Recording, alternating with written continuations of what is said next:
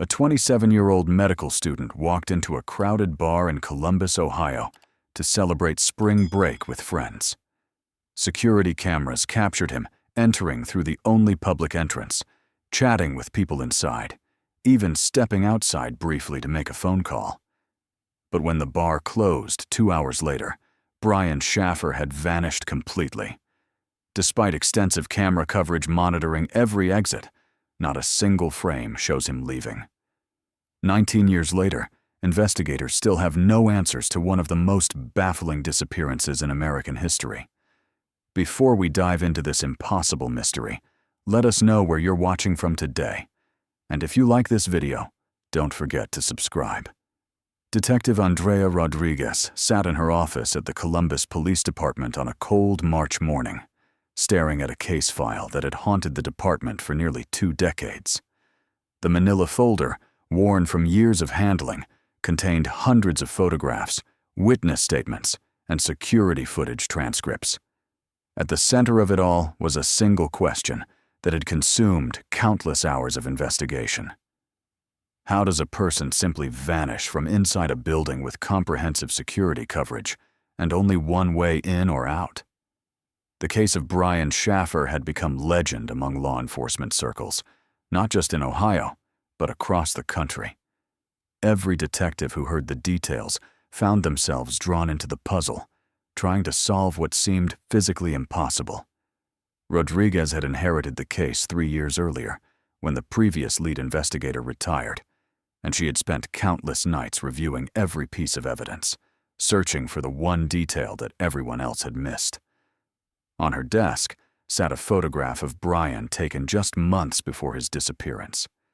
He was a handsome 27-year-old with dark hair and an easy smile, the kind of person who seemed destined for success. A second-year medical student at Ohio State University, Brian was well-liked by his professors and classmates, maintained excellent grades despite the demanding coursework, and was planning to propose to his girlfriend, Alexis Wagoner, after their upcoming spring break trip to Florida. But Brian's life hadn't been without recent tragedy. Just weeks before his disappearance, his mother, Renee, had lost her battle with cancer. The loss had hit Brian hard, but those close to him said he seemed to be coping well, throwing himself into his studies and maintaining his close relationships with family and friends. There had been no indication that he was struggling with depression or thoughts of self-harm. If anything, friends described him as more focused than ever on his future plans. Rodriguez picked up her coffee mug and walked to the window overlooking downtown Columbus. The city had changed significantly since 2006, with new buildings and renovated districts. But the questions surrounding Brian's disappearance remained as fresh as the day he vanished. She had personally interviewed dozens of witnesses over the years, reviewed hundreds of hours of security footage, and followed up on thousands of tips from across the country. Each lead had ultimately led nowhere, but she refused to give up. The case had consumed her in ways that few others had during her 15-year career. There was something about the impossibility of it that challenged everything she thought she knew about investigative work.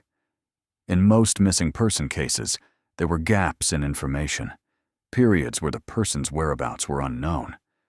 But Brian's case was different. They knew exactly where he was, right up until the moment he wasn't there anymore. Rodriguez had mapped out every square foot of the Ugly Tuna Saloona and the surrounding building. She had interviewed construction workers, security guards, bar staff, and hundreds of patrons who were there that night. She had consulted with architects and building engineers to understand every possible way someone could exit the structure. Yet none of it explained how Brian had simply vanished. The phone on her desk rang, interrupting her thoughts. The caller ID showed a number from the Ohio State University Alumni Association. Detective Rodriguez, Columbus Police. How can I help you? Detective, this is Marcus Chen from the University Alumni Office. I'm calling about the Brian Shaffer case. We're approaching the 19th anniversary of his disappearance, and several of his former classmates have been asking if there have been any new developments. They've never stopped hoping for answers. Rodriguez sank back into her chair. She received calls like this regularly, usually around the anniversary dates or whenever the case received media attention. Brian's disappearance had become one of those cases that captured public imagination, spawning countless theories, documentaries, and internet forums dedicated to solving the mystery. Mr. Chen, I appreciate your continued interest in the case. As you know, this remains an active investigation, but I can't discuss specific details with the public.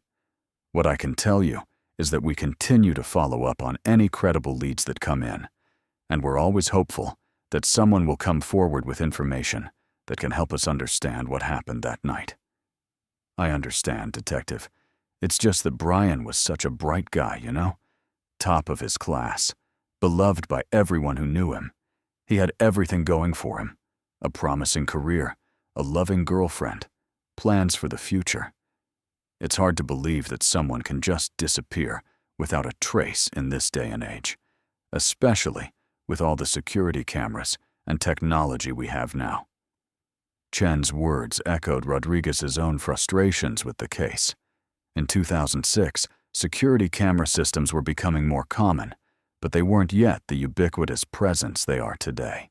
Still, the ugly Tuna Saluna had been well monitored, precisely because of security concerns in the campus area. The fact that someone could vanish from such a surveilled location made the case even more perplexing. Have you considered bringing in some of those cold case specialists you see on television? Chen asked. Maybe fresh eyes could spot something that others have missed. We've actually consulted with several outside experts over the years, Rodriguez replied. The FBI has reviewed our evidence, we've worked with private investigators, and we've had forensic specialists examine every piece of physical evidence multiple times. Everyone comes away with the same conclusion. This case defies normal explanations. After ending the call, Rodriguez opened the case file and began reviewing the timeline of events from that fateful night of March 31st, 2006. The details had been seared into her memory from countless reviews, but she hoped that reading through them again might spark a new insight or reveal a connection she had previously missed. She had learned that sometimes the smallest detail, overlooked dozens of times before, could suddenly become the key to solving an entire case. Brian Shaffer's last day had started like any other. It was Friday, March 31st, 2006, the beginning of spring break week at Ohio State University. After intensive studying for upcoming exams, Brian was looking forward to some relaxation time. He had plans to fly to Cancun with his girlfriend Alexis in just a few days, a trip they had been planning for months as a way to decompress from the pressures of medical school. That afternoon, Brian had dinner with his father, Randy, at a local steakhouse downtown. Their relationship had grown even closer since Renee's death, and they made a point of spending regular time together. The restaurant was one of their favorites, a place they'd been going to since Brian was in college. Randy later told investigators that Brian seemed in excellent spirits during their meal, talking excitedly about his upcoming vacation and his plans for the summer break. They discussed Brian's medical school progress, his relationship with Alexis, and even touched on the possibility of Brian proposing during their trip to Mexico. He was himself that night, Randy would later tell Detective Rodriguez during one of their many conversations. Happy, relaxed, looking forward to the future.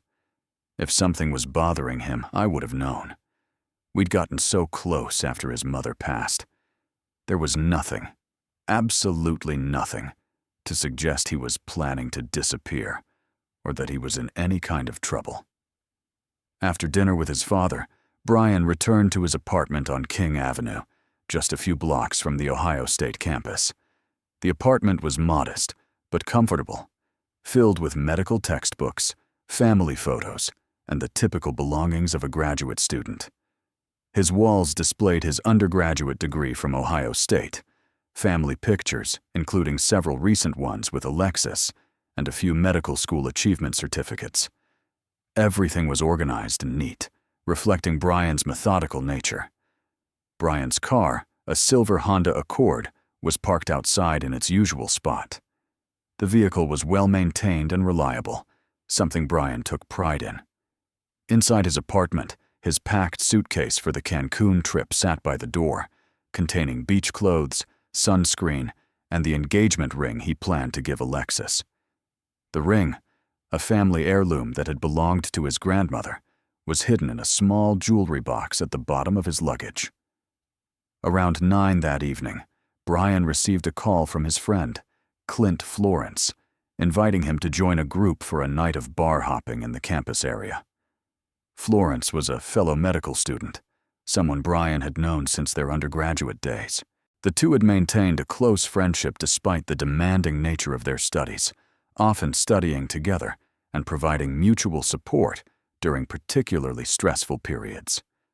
Brian initially hesitated when Florence called, since he planned to spend the weekend packing for his trip and catching up on some reading. He was also planning to call Alexis later that evening to finalize details for their departure. But Florence was persuasive, arguing that Brian deserved a night out after the stress of recent weeks and his mother's death. "Come on, man," Florence had said during their phone conversation, according to his later statement to police. "It's spring break. You've been studying non-stop and dealing with everything with your mom. You need to get out and have some fun. Just a few drinks, maybe hit a couple of bars. Nothing crazy. We'll be back early." Florence knew about Brian's upcoming vacation and his plans to propose to Alexis. In fact, Brian had confided in him about the engagement ring just days earlier, showing him the family heirloom and talking about his nervousness regarding the proposal. Florence had encouraged Brian, telling him that Alexis would be thrilled and that they made a perfect couple. Brian finally agreed to join the group, but told Florence he didn't want to stay out too late since he had plans with Alexis the following day. They were supposed to go shopping for last-minute vacation items and have dinner together before their Monday departure. He changed into casual clothes, a light-colored button-down shirt, dark jeans, and his favorite sneakers, and grabbed his wallet and cell phone before heading out to meet his friends. The group initially met at a sports bar near campus, where several of Brian's medical school classmates had gathered to celebrate the beginning of spring break. The atmosphere was relaxed and festive, with students finally able to unwind after weeks of intense studying. Brian seemed to fit right into the celebratory mood, joking with friends and appearing to genuinely enjoy himself for the first time since his mother's funeral. William Reed, another medical student and longtime friend of Brian's, later described Brian's demeanor that evening as completely normal. Reed had been concerned about Brian in the weeks following his mother's death, worried that his friend might be struggling more than he was letting on. But that night, Brian seemed like his old self again. He was laughing, telling stories, asking people about their spring break plans, Reed told investigators. He talked about his trip with Alexis, how excited he was to get some sun and relax on the beach. There was nothing, and I mean nothing, that suggested he was having any kind of crisis or thinking about disappearing.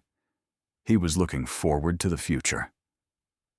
The group started their evening at several smaller bars near campus, moving from place to place in the typical college tradition of bar hopping.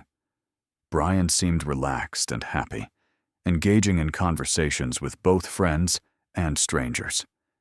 Several witnesses later reported that he appeared to be his normal, outgoing self, showing no signs of distress or unusual behavior.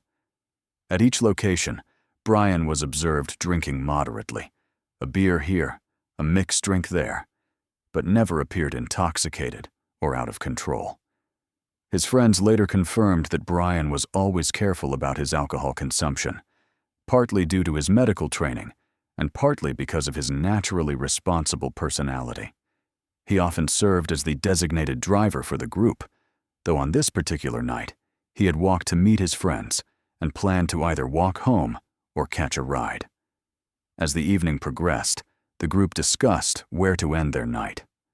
Several options were suggested, including staying at one of the smaller, quieter bars they'd already visited. But around midnight, someone suggested finishing the evening at the Ugly Tuna Saloona, a popular bar located on the second floor of the South Campus Gateway building. The Ugly Tuna was known for its lively atmosphere, live music, and large crowds of college students, especially on weekends. It had become something of a local institution, the kind of place where students went to celebrate everything from birthdays to graduation. The bar featured a distinctive tropical theme, with tiki decorations and island music, creating a party atmosphere that was perfect for spring break celebrations.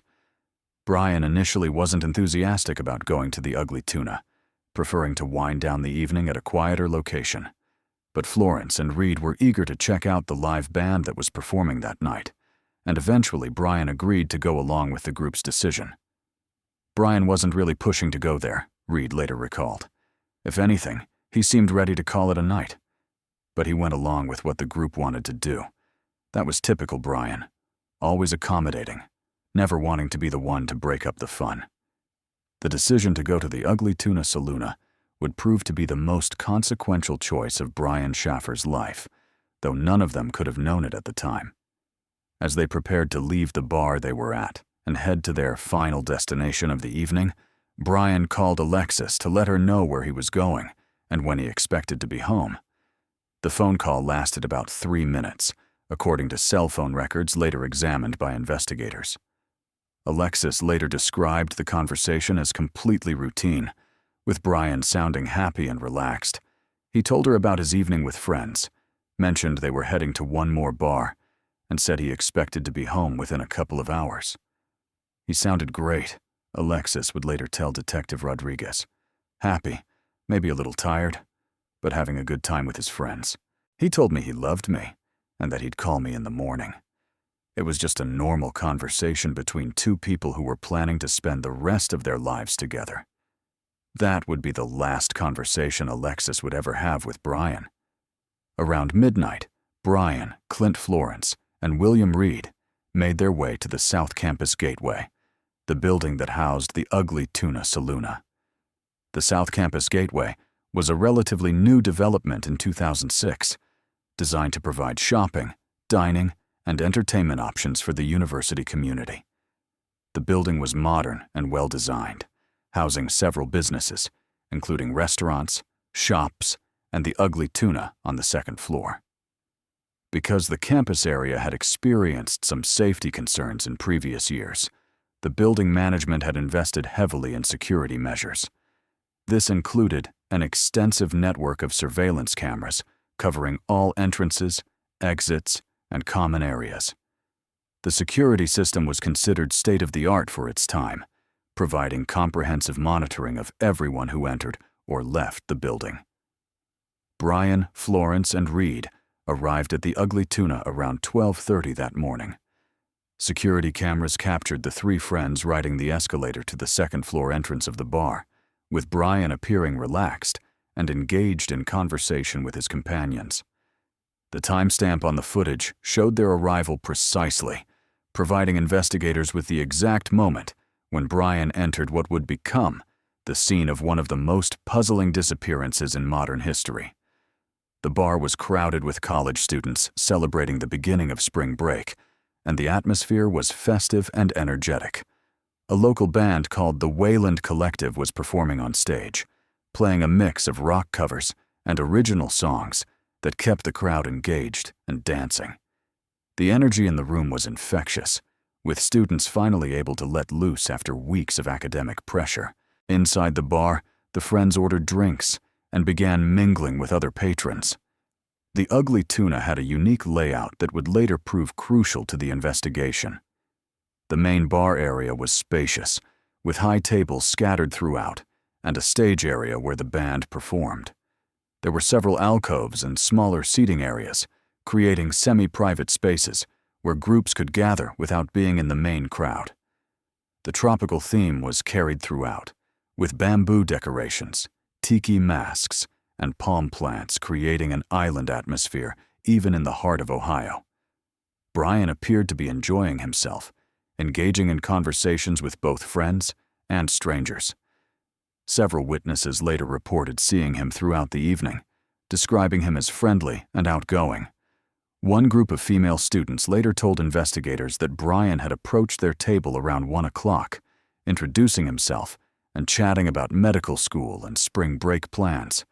They described him as charming and polite, mentioning that he talked about his girlfriend and their upcoming vacation to Mexico. He seemed really happy, one of the women, Sarah Mitchell, told Detective Rodriguez years later. He was proud of being in medical school, excited about his trip, and kept mentioning how much he loved his girlfriend. He wasn't hitting on anyone or acting inappropriately, just being social and friendly, like you'd expect from someone out celebrating spring break. Around 1:15 that morning, security cameras captured Brian stepping outside the main entrance of the Ugly Tuna Saloon. The footage shows him clearly exiting through the doorway and moving toward a quieter area just outside the bar, where several other patrons were gathered. He appeared to be retrieving his cell phone from his pocket, suggesting he was either making or receiving a call. The area outside the bar entrance was still technically inside the South Campus Gateway building, but provided a quieter environment where phone conversations were possible. Several witnesses later reported seeing Brian in this area, talking on his phone for what appeared to be several minutes. The security camera angle captured him partially, but the audio was not recorded, so investigators never determined who he was speaking with or what the conversation concerned. Cell phone records later examined by investigators showed no outgoing calls from Brian's phone during this time period. However, they did show an incoming call that lasted approximately 4 minutes, though the caller's identity was never definitively established. The call came from a number that investigators traced to a payphone located several blocks away from the bar, adding another layer of mystery to an already puzzling case. Florence and Reed later told investigators that they hadn't noticed Brian step outside, assuming he had gone to the bathroom or was talking with other people in the crowded bar. The live music made it difficult to keep track of everyone in their group, and it wasn't unusual for people to move around independently during a night of bar hopping. The place was packed and really loud, Reed explained to Detective Rodriguez. We weren't keeping tabs on each other like we were babysitting. Everyone was free to mingle, talk to people, do their own thing. I just assumed Brian was somewhere in the bar having a good time.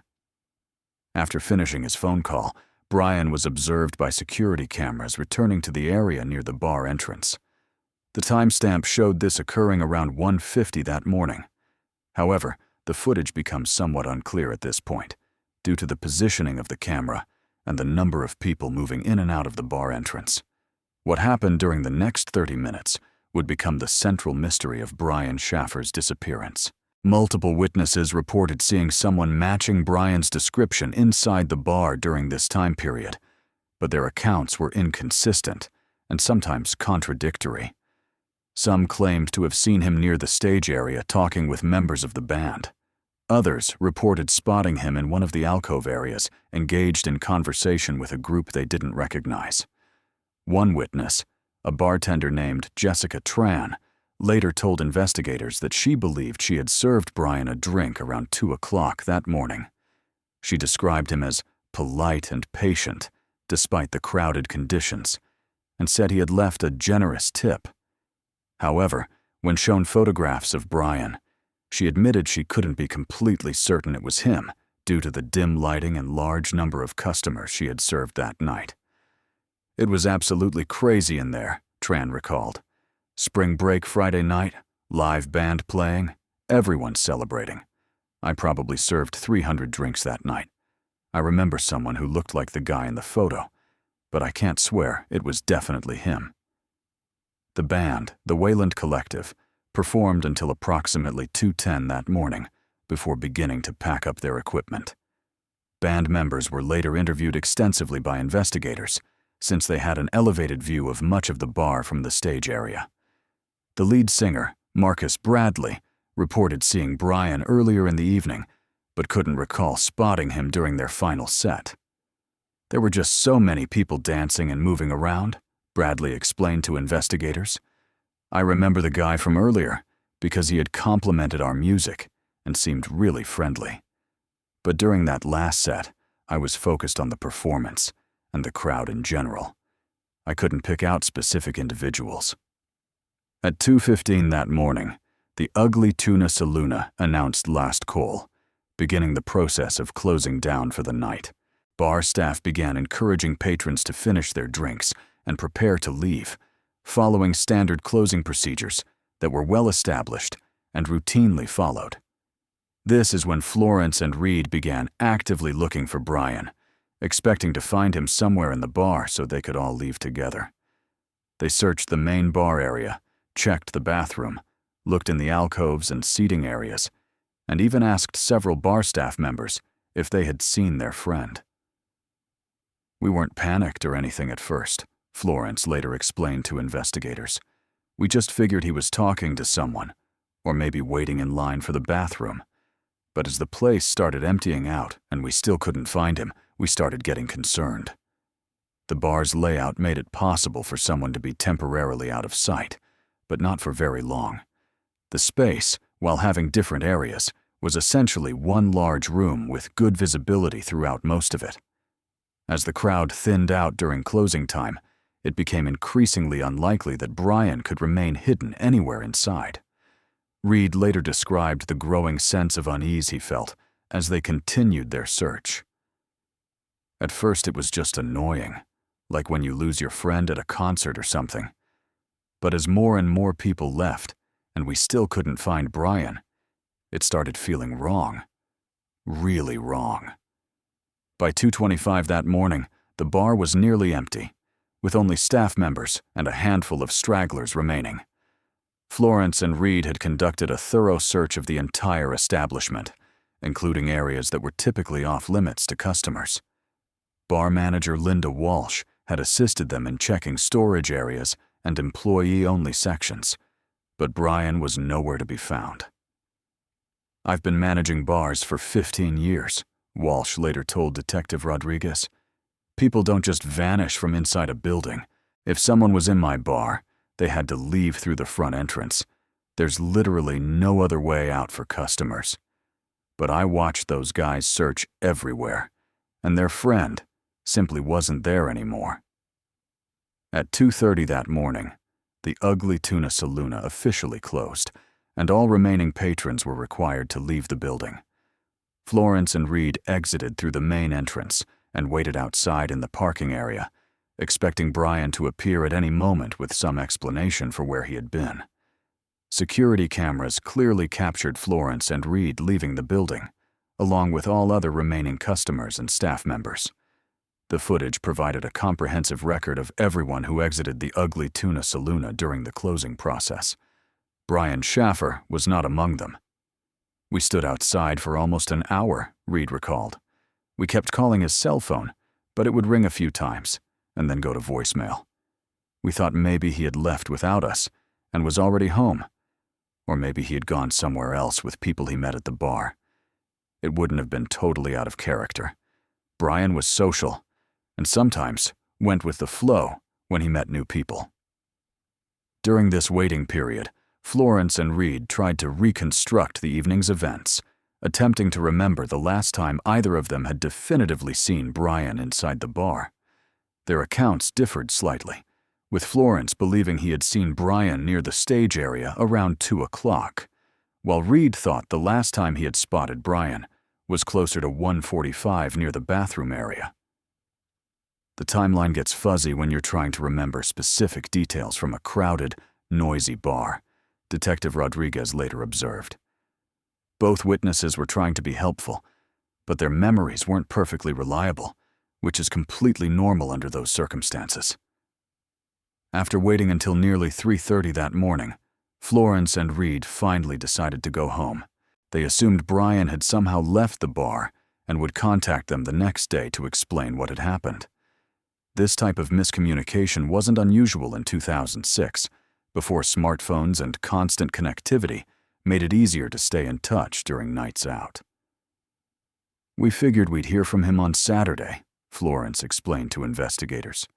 "Maybe he'd met someone and gone to a different bar, or maybe he'd gotten tired and caught a cab home without finding us in the crowd. It seemed like there had to be a logical explanation.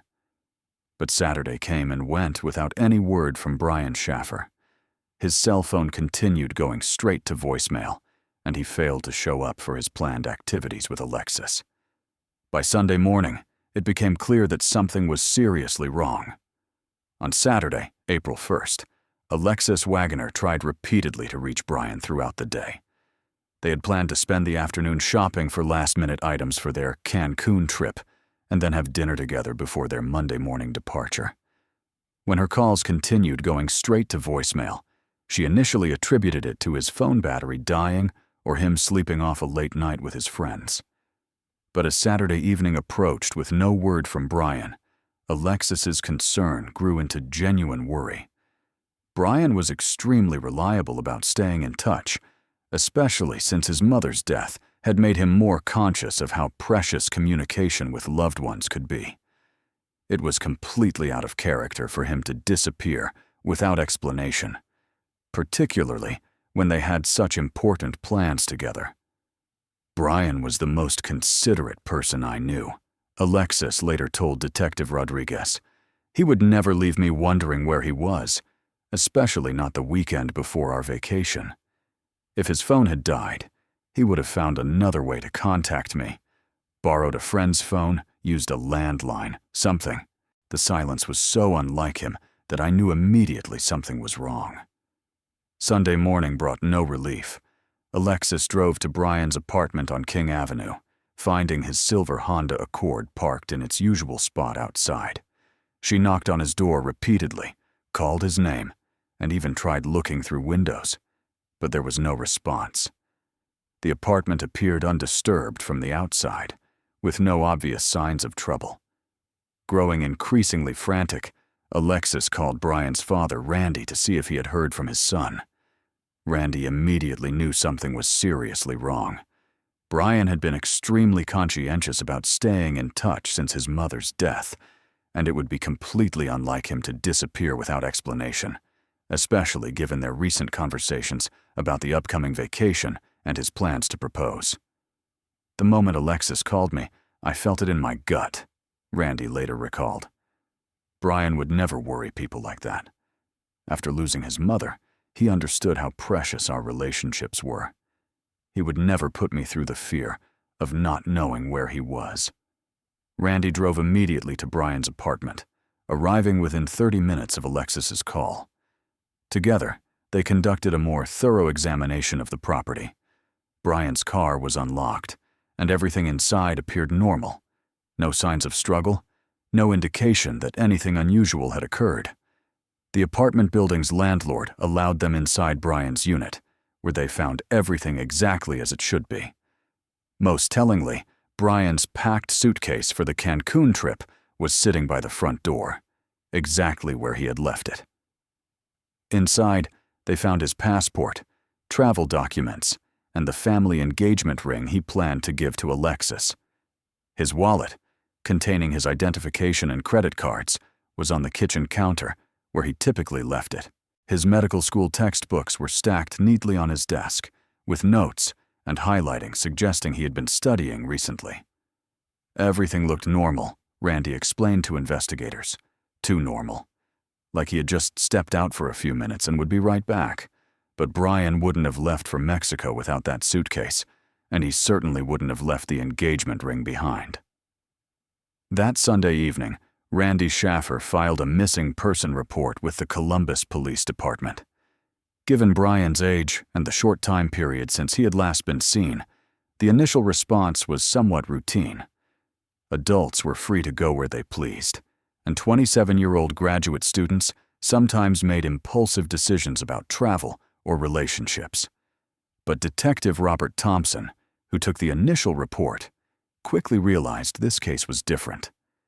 Brian's background, his upcoming vacation, his close relationship with his father, and the complete lack of communication painted a picture of someone who would not disappear voluntarily.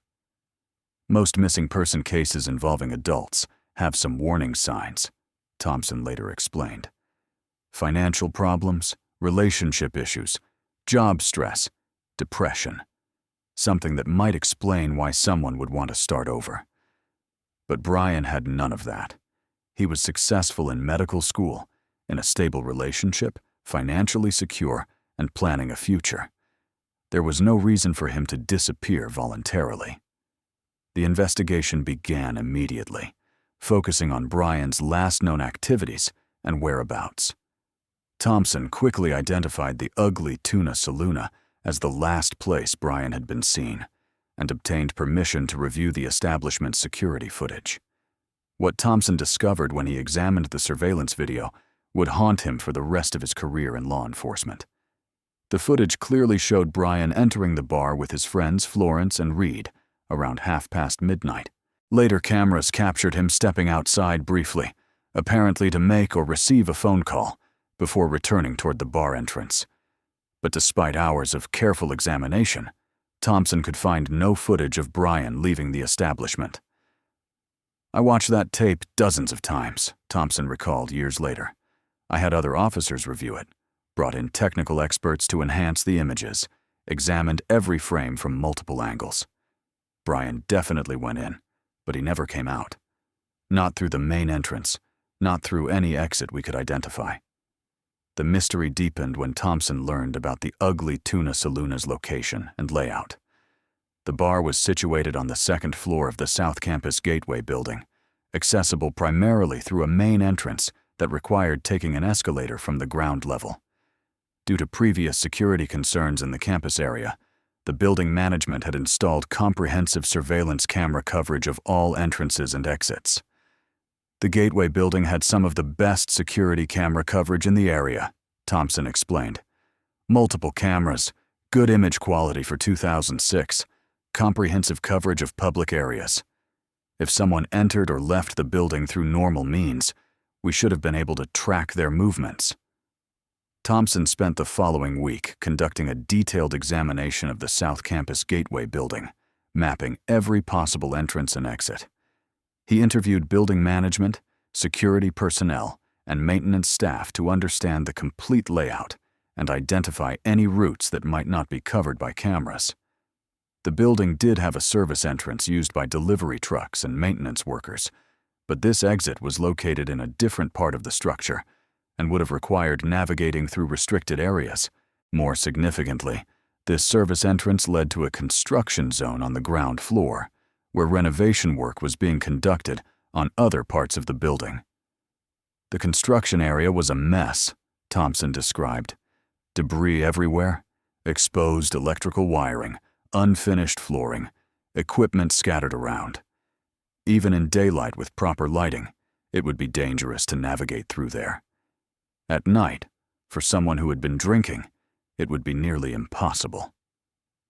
Despite the apparent difficulty, Thompson and his team conducted an exhaustive search of the construction area. They brought in search dogs, examined every possible hiding place, and interviewed construction workers who had been working on the project. No evidence was found to suggest that Brian had passed through the area. The investigation expanded to include interviews with everyone who had been at the Ugly Tuna Saloon that night. This proved to be a monumental task, as the bar had been crowded with college students celebrating spring break. Many of the patrons had been drinking, and their memories of specific details were unreliable. Florence and Reed were interviewed extensively about their evening with Brian. Both provided detailed accounts of their bar-hopping activities and their time at the Ugly Tuna Saloon.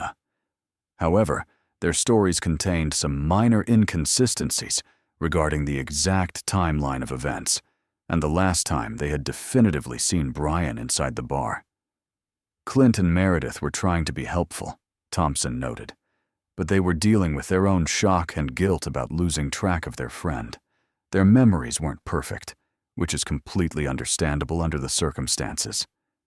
One detail that raised questions among investigators was Florence's decision to retain an attorney and decline to take a polygraph test. While this was within his rights and didn't necessarily indicate wrongdoing, it struck some officers as unusual behavior from someone claiming to be concerned about his missing friend. Clint's refusal to take the polygraph certainly made us take a closer look at him, a source close to the investigation revealed. but we never found any evidence that he was involved in Brian's disappearance. Sometimes, people just don't want to get entangled in police procedures, even when they have nothing to hide. Reed, conversely, cooperated fully with investigators. He took multiple polygraph tests, provided detailed statements, and made himself available for questioning whenever needed. His accounts of the evening remained consistent throughout the investigation, and he was eventually cleared of any suspicion. As news of Brian's disappearance spread throughout the Ohio State University community, tips and potential sightings began pouring in from across the region. Students reported seeing someone matching Brian's description at various locations around Columbus, but none of these sightings could be verified or corroborated. The case quickly attracted media attention, partly due to the unusual circumstances of the disappearance, and partly because of Brian's background as a promising medical student from a well-regarded family.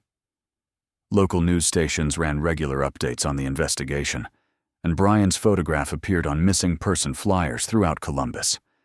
Randy Shaffer became a tireless advocate for finding his son, appearing on television programs and giving newspaper interviews to keep the case in the public eye. He established a reward fund and worked closely with investigators to follow up on leads and tips. Randy never gave up hope, Detective Rodriguez later observed. Even as months turned into years, he continued believing that Brian was out there somewhere and that we would eventually find answers. His dedication to finding his son was both inspiring and heartbreaking. The investigation revealed several puzzling aspects of Brian's disappearance that made it unlike typical missing person cases. His cell phone had stopped responding to calls shortly after his disappearance, but cell phone records showed no outgoing calls or text messages after his last known contact. His bank accounts and credit cards showed no activity after March 31st, suggesting he had no access to financial resources. Most puzzling of all was the complete lack of any digital footprint after his disappearance. In 2006, the internet was becoming increasingly important in people's daily lives, and most young adults had some form of online presence. But Brian seemed to have vanished completely from the digital world, as well as the physical one. As months passed without any breakthrough in the case, investigators began considering increasingly complex theories about what might have happened to Brian that night. The physical impossibility of his disappearance from a monitored building forced detectives to examine scenarios that would normally seem far-fetched or unlikely. One theory that gained traction among investigators was that Brian had somehow been incapacitated inside the bar and then removed through the service entrance during the confusion of closing time. This would have required coordination among multiple people and intimate knowledge of the building's layout, but it wasn't entirely impossible. Detective Thompson and his team conducted extensive interviews with all bar staff who had been working that night, looking for any signs of unusual behavior or suspicious activity. The Ugly Tuna employed approximately 15 people across different shifts, including bartenders, servers, security personnel, and cleaning staff. Each employee was questioned about their activities during closing time and their observations of customers throughout the evening. We looked at every employee, every regular customer, anyone who would have had detailed knowledge of the building layout, Thompson explained to reporters. If someone had planned to remove Brian from the building, they would have needed to know about alternative exits and have access to restricted areas. The investigation revealed that several employees had left the building during closing time to take smoke breaks or retrieve items from their cars. While this was normal behavior, it provided potential opportunities for someone to exit through alternative routes without being captured on the main security cameras. One particularly intriguing lead emerged when investigators learned that a maintenance worker had been in the building that night, performing routine repairs on equipment in the basement level. The worker, David Chen, had legitimate access to service areas and would have been familiar with all possible exits from the building. Chen was interviewed multiple times and subjected to polygraph testing, but investigators found no evidence linking him to Brian's disappearance. His work logs and security badge records confirmed his presence in basement areas during the critical time period, but also showed that he had legitimate reasons for being there. David was completely cooperative with our investigation, Thompson noted. He provided detailed accounts of his activities that night, submitted to testing, and helped us understand the building's infrastructure. We found nothing to suggest he was involved in any wrongdoing. The construction area theory continued to captivate investigators due to its apparent implausibility. The area was filled with debris, exposed wiring, and unfinished surfaces that would have been dangerous to navigate even in daylight. But some detectives argued that someone familiar with construction work might have been able to guide Brian through the area safely. To test this theory, investigators brought in construction workers who had been involved in the renovation project. These workers were asked to navigate through the construction area in conditions similar to those that would have existed on the night of Brian's disappearance. Dim lighting, after consuming alcohol, under stress. Most of the construction workers found it extremely difficult to get through the area safely, Thompson recalled. Even people who were familiar with the layout struggled when we simulated the conditions Brian would have faced, but a few of them managed to make it through, which meant it wasn't completely impossible. Ground-penetrating radar was brought in to examine the construction area for any signs that Brian might have become trapped or hidden beneath debris. The technology could detect anomalies in the ground that might indicate the presence of organic material or disturbed soil. However, multiple scans of the area revealed nothing suspicious. As the investigation entered its second year, detectives began receiving tips from across the country, suggesting possible sightings of Brian in various locations. Each tip had to be thoroughly investigated, requiring significant resources and coordination with law enforcement agencies in multiple states. One of the most promising leads came from a gas station attendant in Pennsylvania who claimed to have served someone matching Brian's description approximately 2 weeks after his disappearance. The individual had paid cash for gasoline and snacks, avoiding credit card use that would have left a digital trail. Security footage from the gas station was grainy and inconclusive, but some investigators felt it warranted further investigation. "We chased down hundreds of these types of leads," Detective Rodriguez later explained. "Most of them were cases of mistaken identity or people hoping to collect reward money, but we had to investigate each one thoroughly because you never know which tip might be the one that breaks the case open." The reward fund established by Randy Shaffer had grown to over $200,000 by the end of 2007, generating even more tips and alleged sightings. Private investigators hired by the family followed up on leads that official investigators couldn't pursue due to resource constraints, but their efforts also failed to produce credible evidence of Brian's whereabouts. Social media was beginning to play a larger role in missing person cases by 2008, and Brian's disappearance became one of the first to generate significant online discussion and amateur investigation. Forums dedicated to unsolved mysteries began analyzing available evidence and proposing new theories about what might have happened. Some online theorists suggested that Brian had been the victim of human trafficking, abducted by criminals who targeted college students in bar areas. This theory gained support from the fact that Brian fit the profile of trafficking victims: young, attractive, from a middle-class background, with family members who would be willing to pay ransom. However, investigators found no evidence to support the trafficking theory. Brian's family never received ransom demands, and there were no reports of similar disappearances from other bars in the area. Additionally, human trafficking typically involved victims who were more vulnerable than Brian, people who were isolated, financially desperate, or already involved in risky behaviors. The possibility of voluntary disappearance remained a consideration, though it seemed increasingly unlikely as time passed. Proponents of this theory pointed to the stress Brian had been under from medical school, his mother's recent death, and the pressure of an upcoming engagement as potential motivators for wanting to start a new life. We explored the voluntary disappearance angle very thoroughly, Detective Rodriguez explained. But Brian left behind everything he would have needed to establish a new identity: his identification, his financial resources, his support network. It would have been virtually impossible for him to disappear voluntarily and survive without accessing these resources. More troubling for the voluntary disappearance theory was Brian's personality and character. Everyone who knew him described him as responsible, caring, and deeply connected to his family and friends. The idea that he would put his loved ones through the agony of not knowing his fate seemed completely inconsistent with his character. Brian wasn't the type of person who would disappear without a word, Alexis reflected years later. He was kind and considerate, always thinking about how his actions affected other people.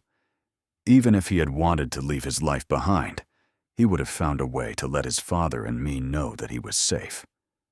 As the case attracted national media attention, it also became the subject of various conspiracy theories and unfounded speculation. Some suggested that Brian had been murdered by organized crime figures, while others proposed that he had been killed by fellow students or bar patrons over some unknown dispute. The most persistent conspiracy theory involved the so-called smiley face killers, a supposed network of perpetrators who allegedly targeted college-aged men in Midwest bar areas. Proponents of this theory pointed to similarities between Brian's disappearance and other cases involving young men who had vanished after nights of drinking. However, law enforcement agencies found little credible evidence to support the existence of such an organized network. The smiley face theory is popular on the internet, but it's not supported by evidence, Rodriguez stated. Each case has its own unique circumstances, and there's no credible evidence linking Brian's disappearance to any organized criminal network. By 2010, 4 years after Brian's disappearance, the active investigation had been scaled back due to the lack of new leads and evidence. The case remained officially open, but investigators were no longer dedicating full-time resources to following up on tips and conducting searches. Randy Shaffer continued his efforts to keep the case in the public eye, maintaining a website dedicated to finding Brian and regularly speaking with reporters about new developments. His unwavering dedication to finding his son became both inspiring and heartbreaking to observers, who watched him refuse to give up hope year after year. Randy's determination was remarkable, Detective Rodriguez observed. He never stopped believing that Brian was out there somewhere, and that we would eventually find answers. His faith sustained not just himself, but everyone else involved in the case. The case received renewed attention in 2016 when it was featured on the investigation Discovery television series Disappeared. The episode brought national attention to Brian's story and generated hundreds of new tips, though none provided the breakthrough that investigators hoped for.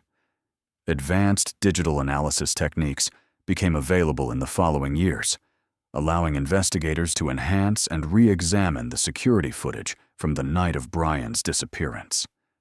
New technology could reveal details that had been impossible to detect with earlier methods, potentially uncovering clues that had been missed during the original investigation. Digital enhancement has come a long way since 2006, Rodriguez noted. We're able to see things in the footage, now that were invisible with the technology available when Brian first disappeared. We continue to hope that these new techniques might reveal something that everyone else missed.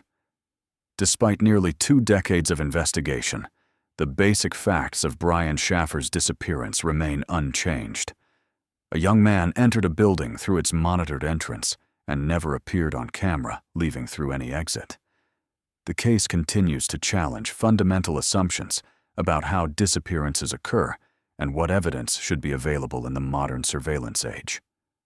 As Detective Rodriguez prepares for the 20th anniversary of Brian's disappearance in 2026, she remains committed to finding answers for his family and bringing closure to one of the most perplexing missing person cases in American history. The file remains active, and new tips continue to be investigated, keeping alive the hope that somewhere, somehow, the truth about what happened to Brian Shaffer will finally be revealed. In 2020, 14 years after Brian's disappearance, a breakthrough seemed imminent when new witness testimony emerged. A former employee of the Ugly Tuna Saloon, who had been reluctant to speak with investigators for over a decade, finally came forward with information that would add another layer to the mystery. Jennifer Walsh, who had worked as a server at the bar in 2006, contacted Detective Rodriguez with details she claimed to have withheld out of fear for her safety. According to Walsh, she had witnessed an altercation between Brian and another patron inside the bar during the final hour before closing. "I saw Brian talking with this guy near the back area of the bar," Walsh told Rodriguez during a lengthy interview. "They seemed to know each other, but their conversation got heated. I couldn't hear what they were saying over the music, but their body language suggested they were arguing about something serious." Walsh described the other individual as a man in his 30s, well-dressed, who appeared to be familiar with the bar's layout and staff. She claimed that this person had approached Brian sometime after 2 in the morning, just before the final security camera footage of Brian was recorded. "The thing that stuck with me was how comfortable this guy seemed in the bar," Walsh continued. "He knew where the employee areas were, seemed to have access to parts of the building that regular customers wouldn't know about. But when I tried to point him out to other staff members, he had disappeared." Rodriguez immediately began investigating Walsh's claims, but 14 years had passed since the alleged incident. The individual Walsh described could not be identified from her description, and no other witnesses could corroborate her account of seeing Brian in conversation with an unknown person. Jennifer's testimony was interesting, but it raised more questions than it answered, Rodriguez explained. Why had she waited 14 years to come forward? Could her memories be reliable after such a long time? And even if her account was accurate, it still didn't explain how Brian left the building. The investigation of Walsh's claims led Rodriguez to re-examine the employee records from the Ugly Tuna Saloon, looking for anyone who might match the description of the mysterious individual. This process revealed that several people had worked at the bar on a temporary or part-time basis during the period around Brian's disappearance, making it difficult to compile a complete list of everyone who might have had access to restricted areas. One name that emerged from this review was Marcus Thompson, no relation to the original investigating detective, who had worked as a security consultant for the South Campus Gateway building during 2006. Thompson had been hired to assess and upgrade the building's security systems, giving him comprehensive knowledge of the layout and camera blind spots.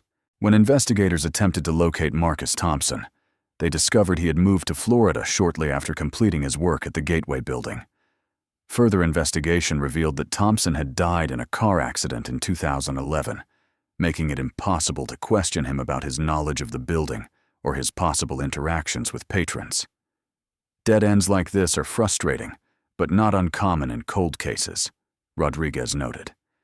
People move away, memories fade, and sometimes key witnesses pass away before we can interview them.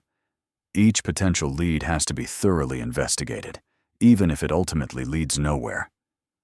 The advancement of DNA technology in recent years has provided new opportunities to re-examine physical evidence from Brian's case. Items collected from the Ugly Tuna Saloon in 2006 were processed using techniques that weren't available during the original investigation.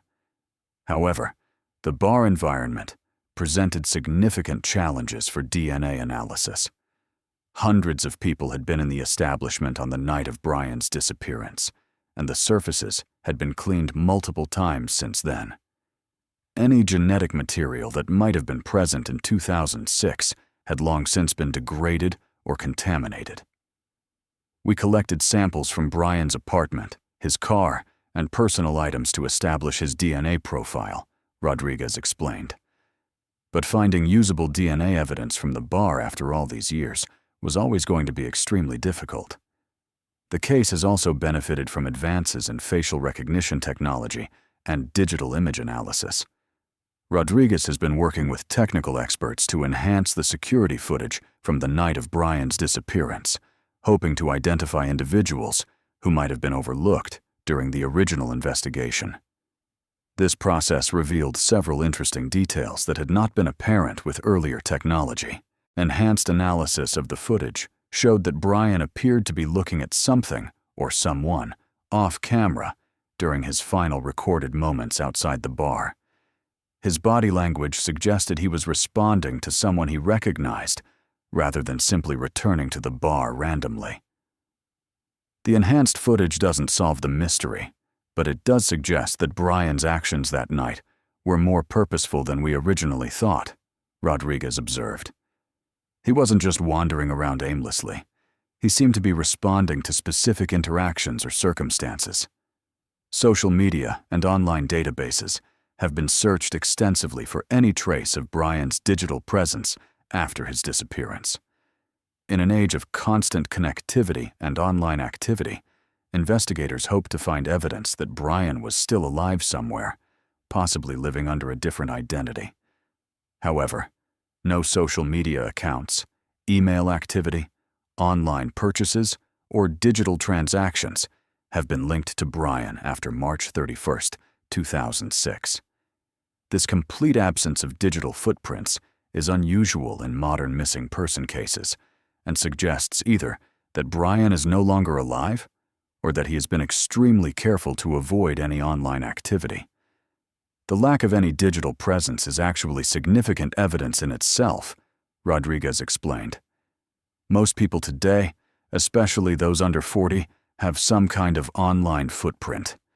The fact that Brian has none suggests that something prevented him from accessing computers or the internet after his disappearance.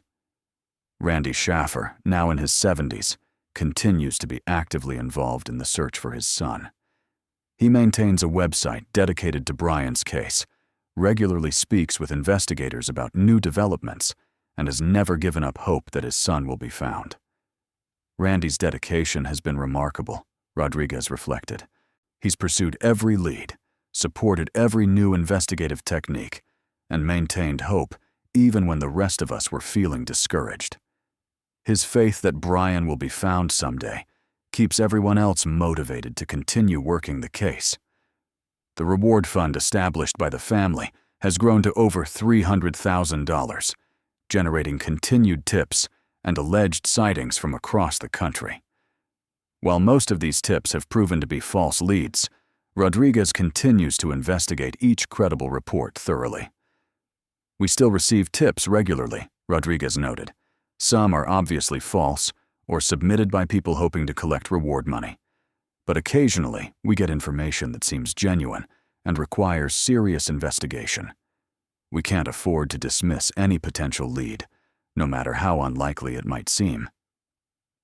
Alexis Wagoner, now married with children of her own, has remained connected to the case over the years. She still receives occasional updates from investigators and continues to hope that the mystery will eventually be solved.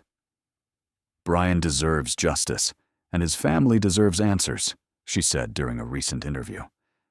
Somewhere out there is someone who knows what happened that night. I pray that someday they'll find the courage to come forward with the truth. The case has also had a lasting impact on the Columbus Police Department and the broader law enforcement community. It has been studied by investigators across the country as an example of how traditional investigative techniques can be challenged by unusual circumstances. Brian's case has changed how we approach missing person investigations, Rodriguez explained. It's taught us not to make assumptions about what's possible or impossible. Just because something seems unlikely doesn't mean it can't happen. The Ugly Tuna Saloona closed permanently in 2016, ending an era for Ohio State University students, but also eliminating a key location in the ongoing investigation.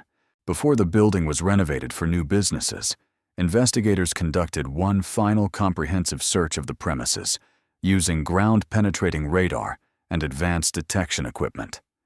This final search revealed no new evidence or clues about Brian's disappearance. The construction areas that had been the focus of so much speculation over the years yielded no traces of human remains or personal belongings. As Detective Rodriguez prepares for the 20th anniversary of Brian's disappearance in 2026, she remains committed to finding answers for his family. The case file remains active. New technologies are applied as they become available, and tips continue to be investigated. This case teaches you humility as an investigator, Rodriguez concluded. Sometimes, we don't get the answers we're looking for, no matter how hard we work or how advanced our technology becomes. But that doesn't mean we stop trying. The disappearance of Brian Shaffer remains one of the most perplexing missing person cases in American history. Despite comprehensive security footage, extensive witness testimony, decades of investigation, and the application of cutting-edge technology, the basic question of how he left the Ugly Tuna Saloona remains unanswered. Brian's case serves as a reminder that in a world of constant surveillance and digital connectivity, some mysteries remain unsolved. It challenges our assumptions about what evidence should be available in the modern age and demonstrates that sometimes the most impossible explanations turn out to be the most plausible. The Columbus Police Department continues to encourage anyone with information about Brian's disappearance to come forward. Even after nearly 2 decades, investigators believe that someone, somewhere, holds the key to finally solving this impossible mystery. As the lights of Columbus twinkle in the distance each night, the question remains, what happened to Brian Shaffer? Until that question is answered, his case will continue to represent one of the most baffling disappearances ever recorded, a reminder that sometimes people can simply vanish without leaving a trace, defying logic and challenging everything we think we know about how the world works. The search for Brian Shaffer continues, sustained by hope, determination, and the unwavering belief that someday, somehow, the truth will finally come to light.